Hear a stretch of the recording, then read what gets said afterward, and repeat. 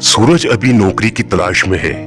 घर की हालात ठीक न होने के कारण उसकी पढ़ाई ज्यादा नहीं हुई है।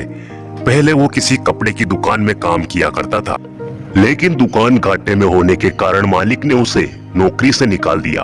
अब छोटे शहर में उसके लिए कुछ काम ज्यादा नहीं बचा, तो वो थोड़ा निराश हो गया।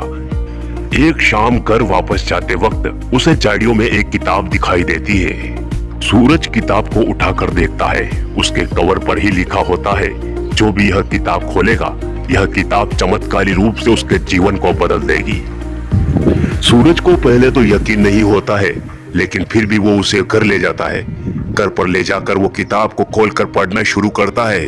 किताब में लिखा हुआ होता है कि अगर आप गरीबी से परेशान हैं, तो अमीर बन सकते हैं, और उस किताब में एक लॉटरी का टिकट नंबर भी लिखा हुआ मिलता है।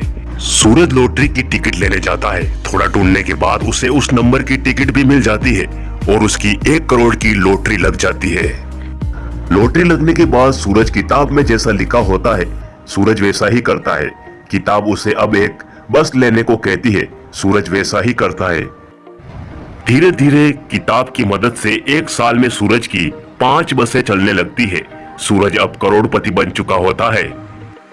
समय ऐसे ही काम कर रहा था। सूरज की इनकम बहुत ज्यादा हो चुकी थी। वह पैसों के नशे में कुछ ज्यादा ही उड़ने लगा था। फिर एक दिन सूरज एक अहम नियम को तोड़ देता है।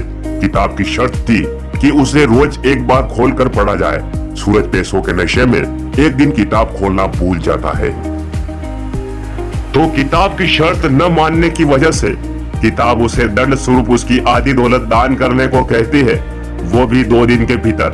सूरज को लालच आ जाता है। वो किताब की बात नहीं मानता। उसकी बात न मानने पर किताब उसे आखिरी चेतावनी देती है और लिखती है कि अगर उसने नहीं किया तो उसकी सारी दौलत बहुत जल्द खत्म हो जाएगी। सूरज को अब गुस्सा आता है। वो किताब को लेकर फिर से जंगल में झाड़ियों में फेंक देता है और सोचता है कि अगर वो ठीक से काम करेगा तो ऐसा कुछ नहीं होगा। अगर यह किताब मेरे पास नहीं रहेगी तो मुझे इसका कोई भी दंड नहीं देना पड़ेगा, इसलिए मैं इस किताब को यहीं पर फेंक कर वापस अपने काम को ठीक से करूंगा। लेकिन सूरज जो सोचता है, ऐसा कुछ नहीं होता। उसकी एक बस किसी बड़े नेता के घर की दीवार को तोड़ देती है। फिर सूरज पुलिस और कचहरी के चक्कर में फंस जाता है। फिर उसके बाद सूरज को जेल भी हो जाती है। धीरे धीरे किताब ने जो बोला था वो होता है। सूरज फिर अपनी पहली सी हालत में लौट आता है। सूरज उस किताब को खोजने फिर जाता है, लेकिन सूरज को वह किताब नहीं मिलती है। और इसके बाद सूरज अपना सर पकड़कर बहुत ही रोता है और बोलता है कि जीवन में हमेशा अपने कार्य को नित्य और नियम से करना चाहिए और ईमानदारी से करना चाहिए, क्योंकि आज मैंने लालच की वजह से मैंने मेरे पास जो कुछ था वह सब कुछ खो दिया है। बहुत कोशिश करने के बाद भी वो किताब सूरज को नहीं मिलती है, क्योंकि शायद अब वो किसी और का भविष्य बदल रही होगी। तो दोस्तों, ये थी कहानी एक रहस्यमय किताब और एक गरीब लड़के की।